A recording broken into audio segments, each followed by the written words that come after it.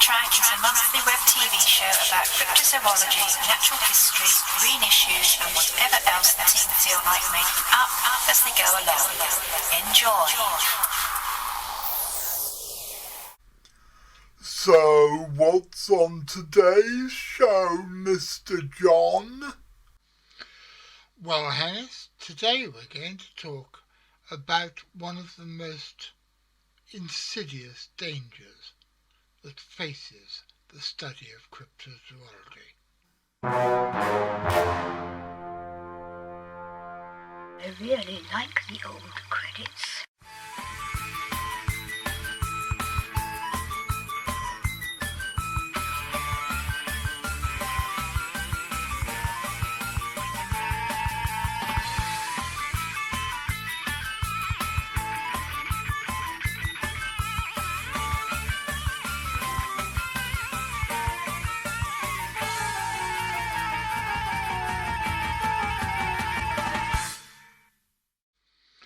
Good afternoon, ladies and gentlemen, and welcome to...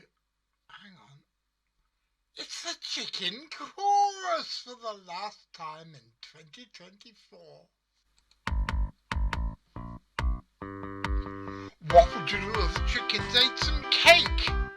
Would you shrug and say, oh, for goodness sake? What would you do if the chickens all ate some Christmas pies? Would you say, how wonderful, and it's a great surprise?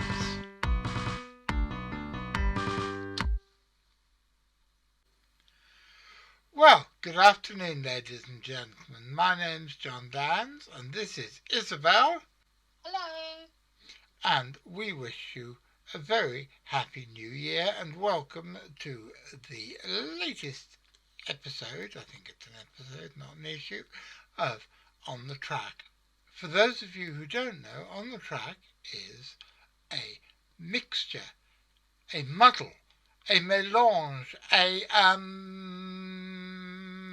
I can't think of anything. Lauren, what begins with M? Monster, of course.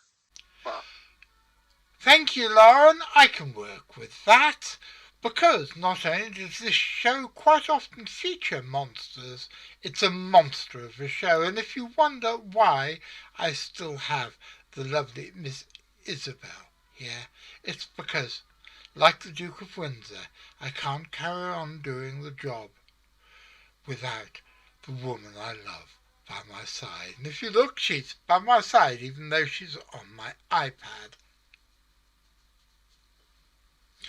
So, yes, this is a show, a monster of a show, about hard science, weird shit and surreality.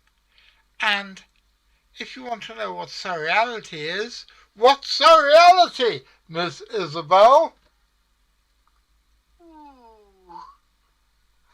Walking through fish ponds with no raincoat. You see why I love this woman. Lobster!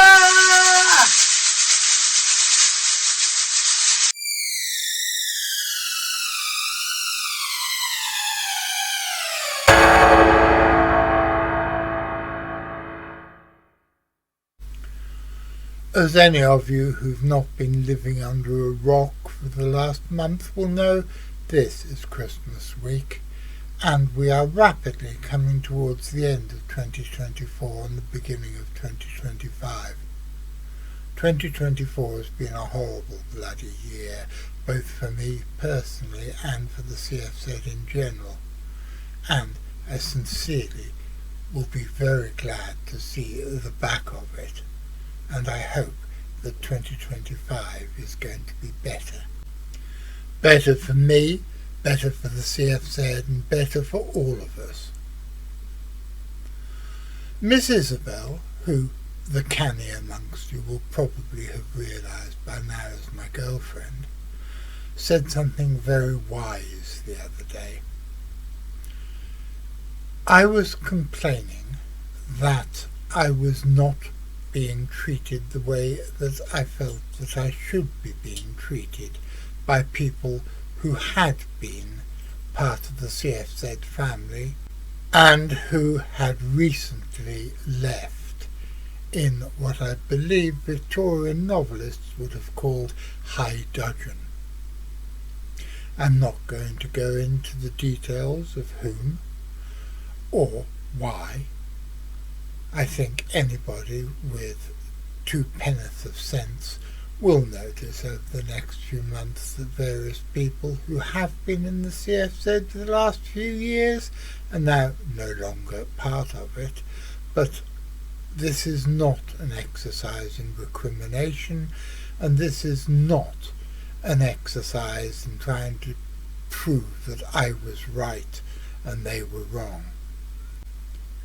Indeed, as my dear grandfather would have said, no names, no pastoral, which was apparently something that they used to say when they were in the First World War fighting for whatever it is they were fighting for.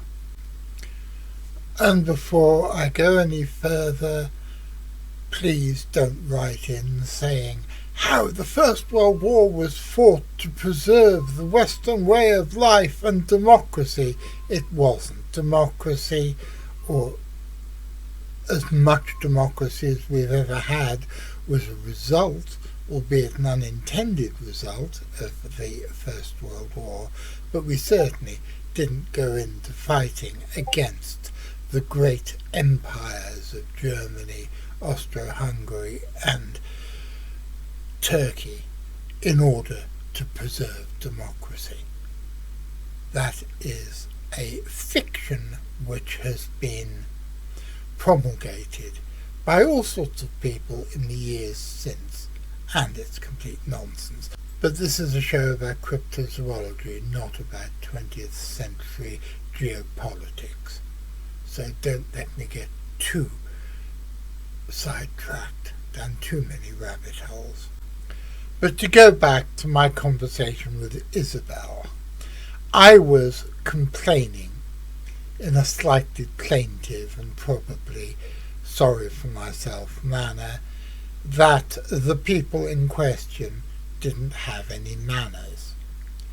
And she said, and I think this is probably the wisest thing she's ever said to me, that ever since lockdown, ever since the COVID pandemic, everything has changed. I remember writing an editorial at the height of the COVID lockdown saying, nothing will ever be the same again, but this is because I had this wonderfully naive idea that the world was going to become a better place, that the lion would lie down with the lamb, and that everybody would be nice to each other just because for a few short weeks when they weren't allowed to go out and actually do anything, they did appear to be being nice to each other. How wrong I was. And I think, sadly, that Isabel was right, and that good manners and treating people decently has, in many cases, been a unforeseen victim of the COVID pandemic. As she says, if people can start spitting at cashiers in the supermarket, society has definitely changed.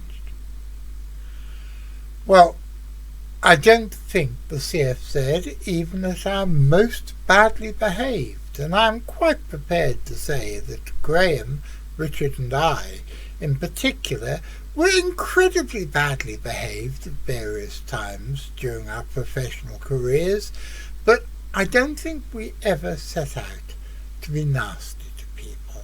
Indeed, being nice to people and trying to bring people together into a community where everywhere else in the world it seems like the powers that be are doing their best to pull us apart rather than help us come together, has always been part of the CFZ ethos.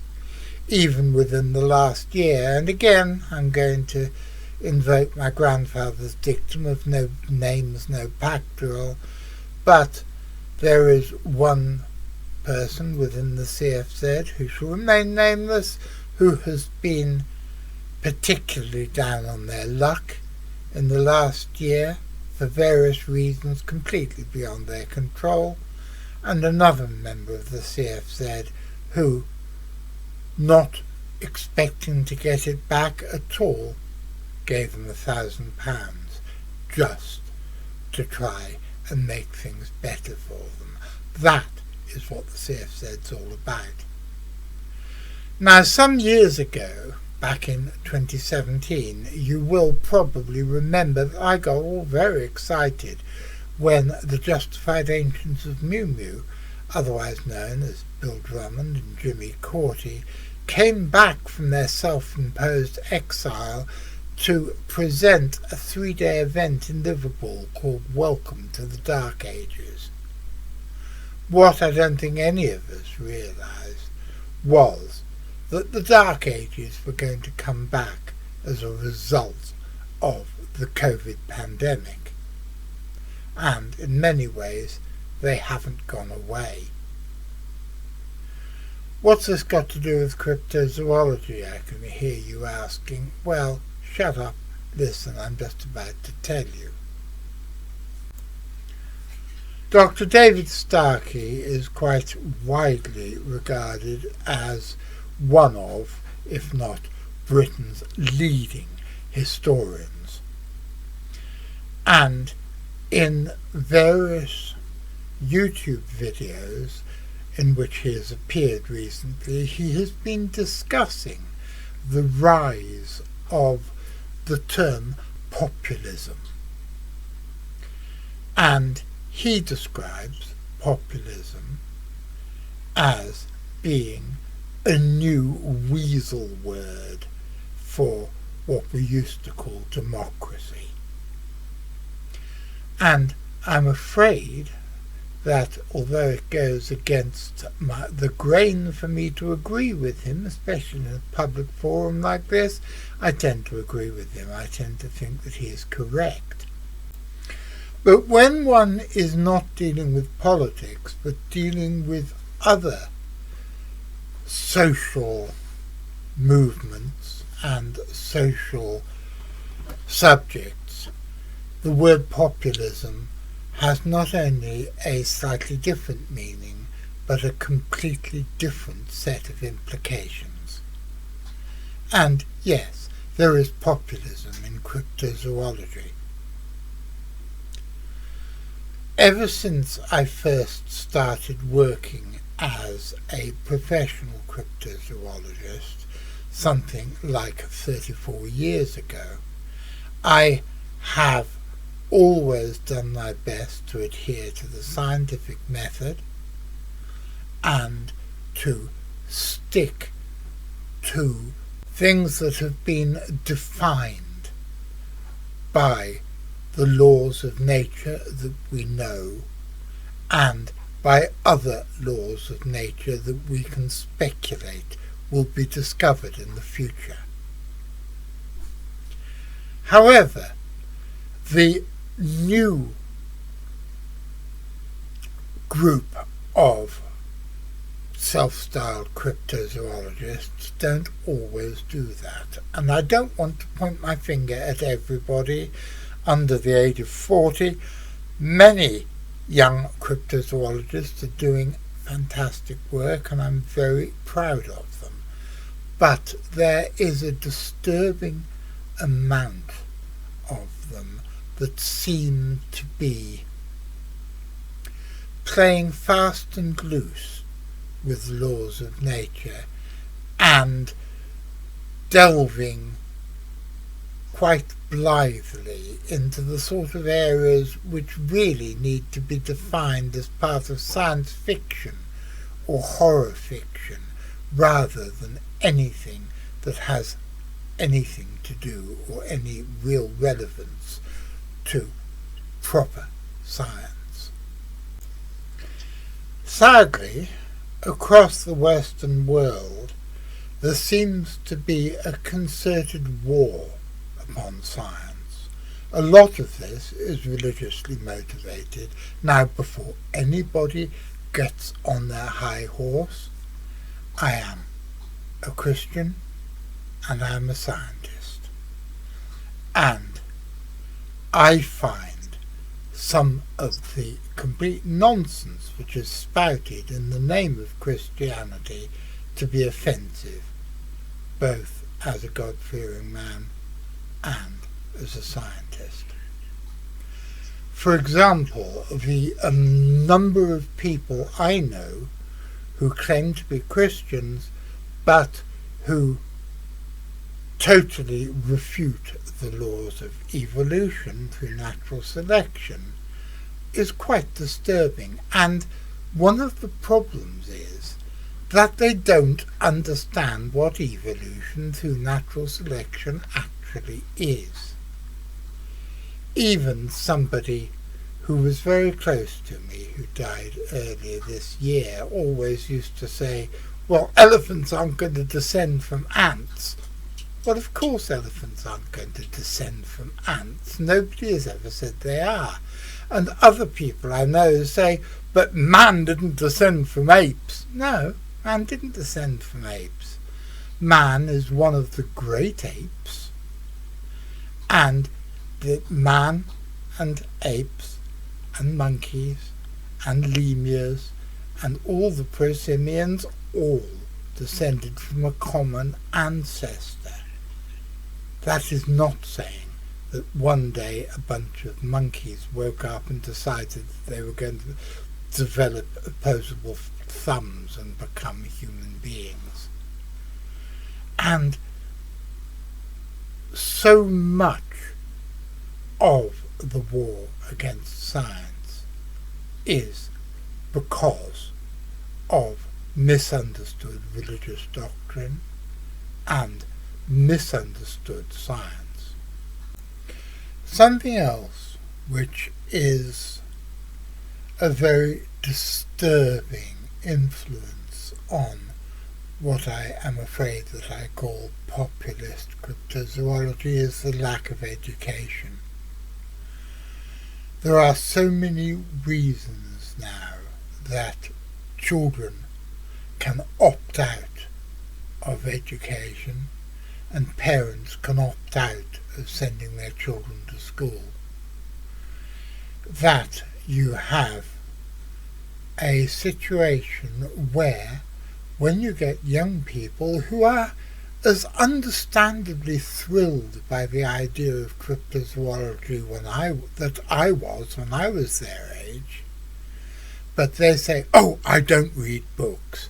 Oh, I don't go to school. I didn't listen to my teachers. This is all rubbish. I don't believe in science. And to quote somebody who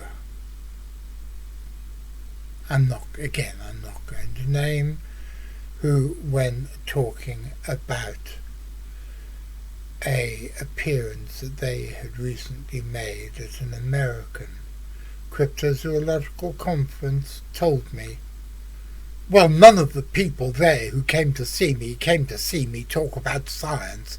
They weren't interested in science. And therein, my dears, lies the problem.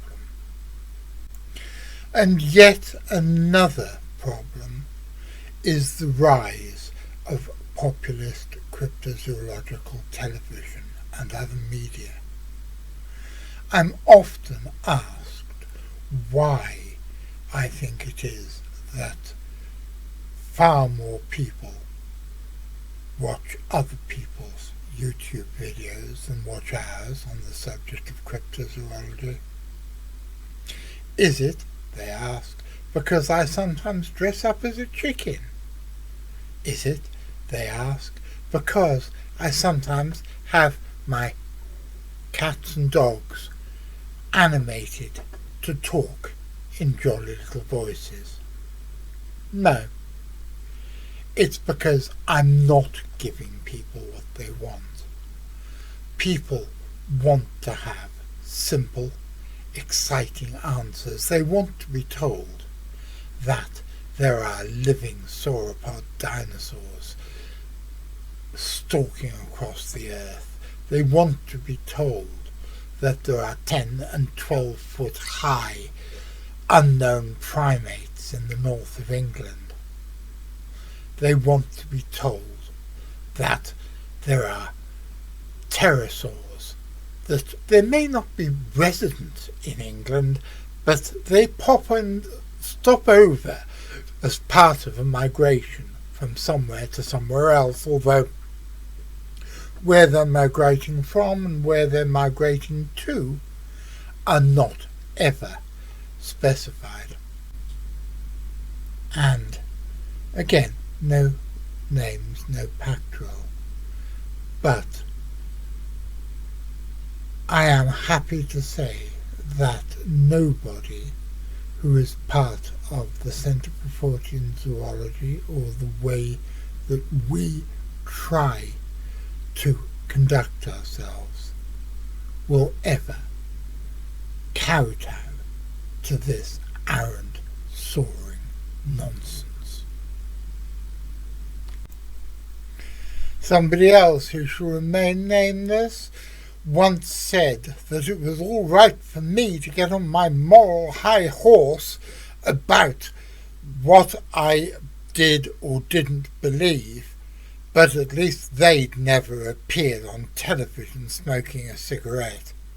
Well, first of all, I quit smoking cigarettes 8 years ago.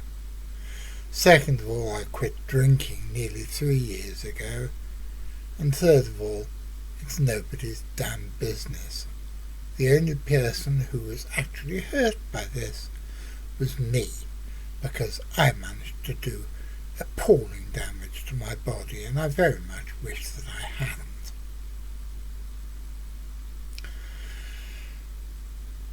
People have said that because I smoked cigarettes in public, that I brought cryptozoology into disrepute.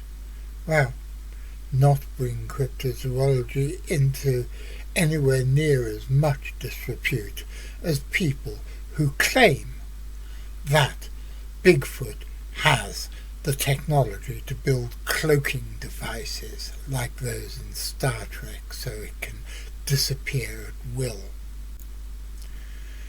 Undoubtedly, Bigfoot, whatever it is, does seem to appear and disappear at will, but I am certain that this is far more to do with the reality tunnels proposed by Robert Anton Wilson and Timothy Leary than any sort of Star Trek-y technology. And the media. What about the media? A few years ago, I was approached by an American TV company to see if I would be part of a TV series. In fact, they wanted me to present the TV series about lake monsters. And so I came up with a whole lot of ideas that I thought would be entertaining and scientifically valid. And I was told, oh no, we're not interested in that. That's science. We want to have you flying around in helicopters, and we want to have you saying that dinosaurs could still exist in these lakes, and we want you to say that prehistoric survivors in Loch Ness are what caused... And I could go on, but I'm not going to, because I don't do these shows in order to get cross, and the more I talk about this stuff, it makes me cross. A few weeks ago, I did a show where I described what Fortean Zoology was, why it was, and why it was important. And I was afraid that putting what was basically my talking head, giving a fairly straightforward lecture without special guests, without special effects, without talking pussycats and without Hennis the chicken would be off-putting to people, but much to my surprise it was actually very popular. But whether it's popular or not, I feel that especially as I am approaching the end of my professional life, the time is fast coming when I will relinquish control of the Centre for Fortune Zoology and pass it over to Louis and Guinevere and go into some sort of retirement. But before I do, I think it's important that I set out our stall, that I tell all the people who are kind enough to watch this show every week why we do what we do, what it is we do, and why I think it's important. And this seems to be the perfect time of year to do it. We are just about to come to the death of the old year and the birth of the new. As George Harrison said, yesterday today was tomorrow, and tomorrow today will be yesterday. Ring out the old, ring in the new. And so I make no apologies for once again going against the current vogue for doing jolly, cheerful Christmas shows. We did one on Christmas Day featuring Jeff the Talking Mongoose that I hope you enjoyed. But as we are coming towards a new year and hopefully a new period of enlightenment and prosperity for the whole human race, I think it's important that I sit down and talk to you like this for half an hour. Thank you for watching. I hope you enjoyed it. I'll be back next week. What am I talking about next week? I've got absolutely no idea. But I'll be talking about something. And so, assuming that I'm there doing the live chat and all the stuff I normally do, and you're there watching the show, then Happy New Year, and I'll be seeing you.